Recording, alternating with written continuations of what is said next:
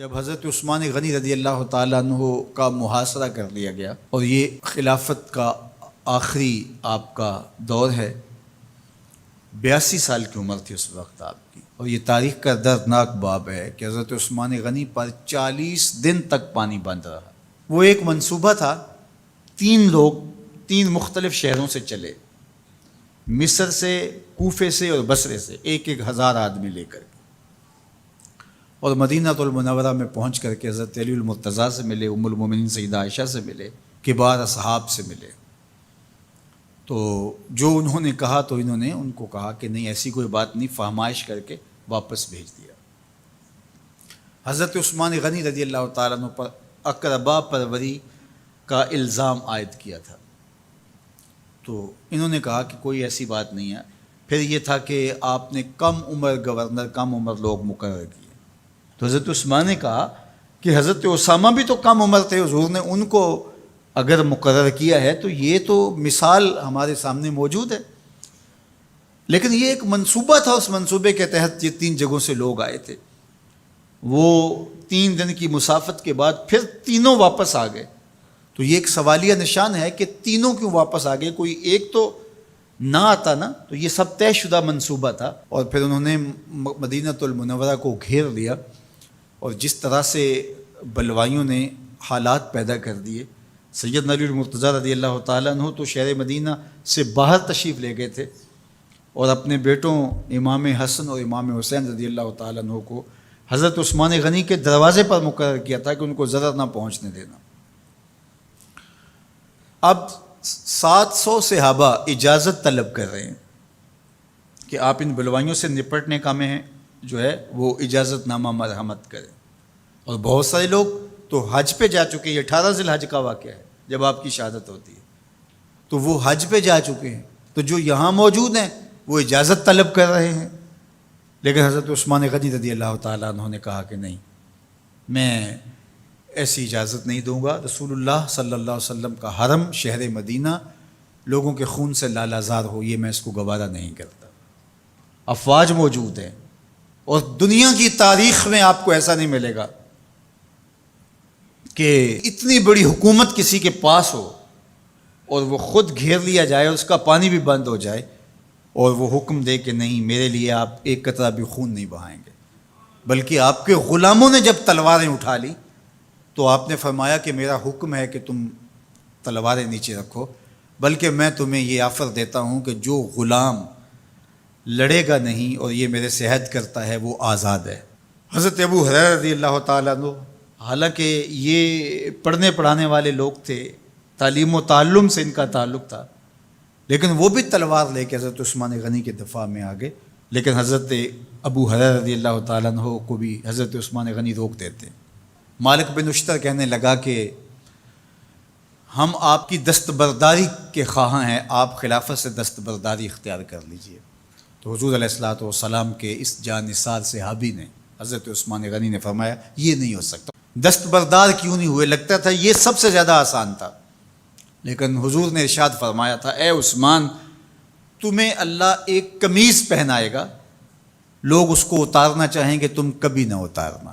تو اس سے مراد خلافت کی قمیض ہے، اور ان کی شہادت کی خبر بھی اللہ کے محبوب علیہ السلام نے دی تھی، اور اگر آپ دستبردار ہو جاتے تو یہ ایک کھلونا بن جاتا، بازیچہ بن جاتی خلافت۔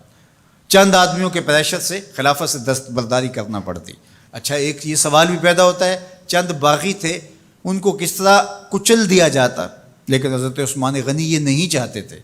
ایک تو یہ کہ مدینے کی حرمت پامال نہ ہو، اور دوسرا پورے عالم اسلام کو آگ لگانے کا جو منصوبہ تھا، 3 مختلف شہروں سے 1,000 آدمی لایا گیا ایک منصوبے کے تحت، اور انہیں لاشیں چاہیے تھیں، اور جو ان کے پیچھے کام کر رہے تھے نادیدہ ہاتھ، ان کا منصوبہ یہ تھا کہ یہاں سے مختلف سمتوں میں، یہ تینوں شہر مختلف سمتوں میں تھے، تینوں سمتوں میں جب لاشیں جائیں گی تو پورے عالم اسلام کو ہم جو ہے وہ خانہ جنگی کی آگ میں دھکیل سکیں گے۔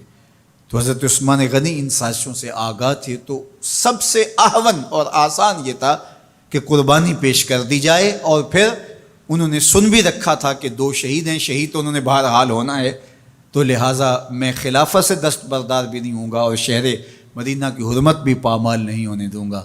اور تیسری بات یہ ہے کہ میں خود مظلوم شہید کر دیا جاؤں، تو آپ نے یہ گوارا کر لیا۔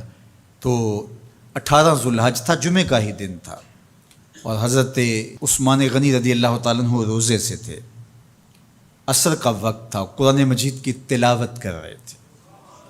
حضرت امام حسن، امام حسین اور حضرت عبداللہ بن زبیر اور دیگر لوگ آپ کے دروازے پہ پہرا دے رہے تھے، لیکن باغی پچھلے گھر سے دیوار پھلانگ کے آپ کے گھر میں داخل ہوئے اور تلوار سے وار کیا۔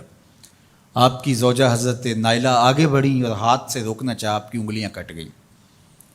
پھر دوسرا وار کیا تو حضرت عثمان غنی رضی اللہ تعالیٰ عنہ کا دایاں ہاتھ کٹ کے گر گیا۔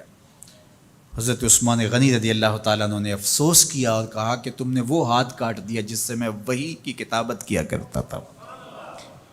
پھر اس کے بعد آپ پر 9 وار کیے گئے اور آپ کو شہید کر دیا گیا، اور آپ کا خون قرآن مجید پڑھتے ہوئے اس آیت پہ گرا، فَسَيَكْفِيكَهُمُ اللَّهُ وَهُوَ السَّمِيعُ الْعَلِيمُ۔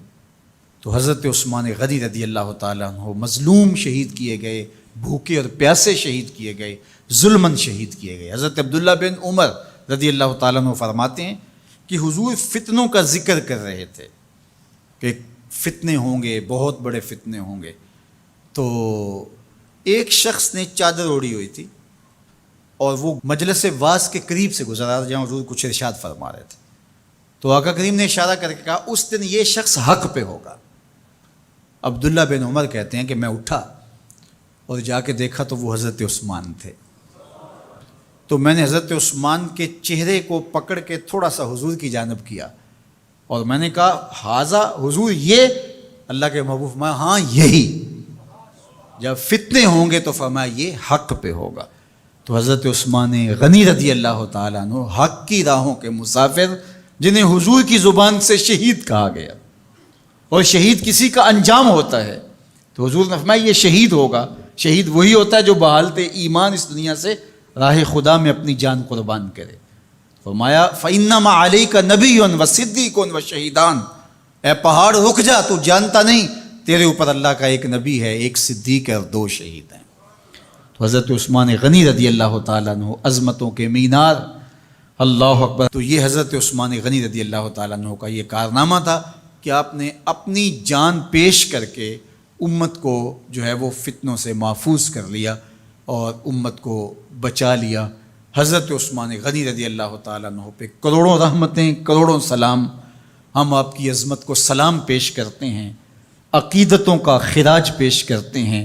حضور کی خدمت میں ایک جنازہ لایا گیا اور حضور سے عرض کی گئی حضور اس شخص کا جنازہ پڑھا دیجئے، تو حضور نے انکار کر دیا، کہا میں جنازہ نہیں پڑھاؤں گا۔ تو صحابہ نے عرض کیا یا رسول اللہ، کبھی ماضی میں ایسا نہیں ہوا، جب بھی کوئی جنازہ لایا جاتا ہے تو آپ جنازہ پڑھا دیتے ہیں اور آپ نے آج انکار کر دیا ہے؟ تو فرمایا یہ شخص میرے عثمان سے بغض رکھتا تھا اور اس کو اللہ نے بھی اپنی رحمتوں سے محروم کر دیا ہے۔ حضور نے اس شخص کا جنازہ نہیں پڑھایا جو مبغض عثمان غنی رضی اللہ تعالی عنہ۔ تو اب آپ اندازہ کیجئے وہ کتنا بدبخت شخص ہے جو حضرت عثمان سے بغض اور دشمنی رکھتا ہے۔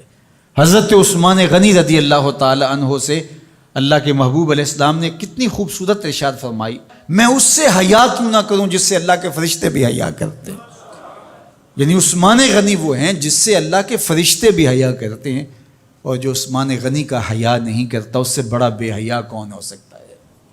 حاکم نے مستدرک کے اندر روایت ذکر کی ہے کہ بہت سارے صحابہ حضور کی بہت ساری خوبیوں کے مظہر تھے، اور سب سے زیادہ حضور کے خلق کے مشابہ حضرت عثمان غنی رضی اللہ تعالیٰ، اور خلق میں سب سے اونچا درجہ حیا کا ہوتا ہے۔ تو حضرت عثمان غنی رضی اللہ تعالیٰ عنہ حیا کے اس مقام پہ فائز المرام تھے جو انہی کا مقصوم تھا۔ اللہ ہمیں حضور کے اہل بیت، حضور کے اصحاب، بلکہ حضور کے در کی مٹی کی تعظیم بھی نصیب کرے۔ اقبال نے کہا تھا خاک طیبہ از دو عالم خوش ترست، آن خنک شہرے کے آنجا دل برست۔ ہمیں تو طیبہ کی مٹی بھی اچھی لگتی ہے اس لیے کہ وہاں محبوب جو رہتے ہیں، تو محبت تو اس چیز کی متقاضی ہوتی ہے، محبوب کی راہوں کو بھی سلامی پیش کی جائے۔ تو جو حضور علیہ السلام کے ساتھ منسوب اتنی وقی نسبتیں ہیں ان کا احترام کیوں نہیں کریں گے؟ تو حضرت عثمان غنی تو داماد رسول ہیں، حضرت عثمان غنی تو ذو النورین ہیں، حضرت عثمان غنی تو حضور علیہ الصلوۃ والسلام کے محبوب اور حضور علیہ الصلوۃ والسلام کے پیارے ہیں، ان کو جنت کی بشارت دی گئی ہے، عشرہ مبشرہ میں سے ہیں، 4 جلیل القدر خلفاء میں ان کا نام شامل ہے، اور پھر حضور کی 2 صاحبزادیاں ان کے نکاح میں آقا کریم نے ان کو شہید خود قرار دیا، اور میرے اور آپ کے آقا و مولا نے کہا آج کے بعد کوئی عمل عثمان کو نقصان نہیں دے گا، اور کہا عثمان سے میں حیا کیوں نہ کروں، اس سے اللہ کے فرشتے بھی حیا کر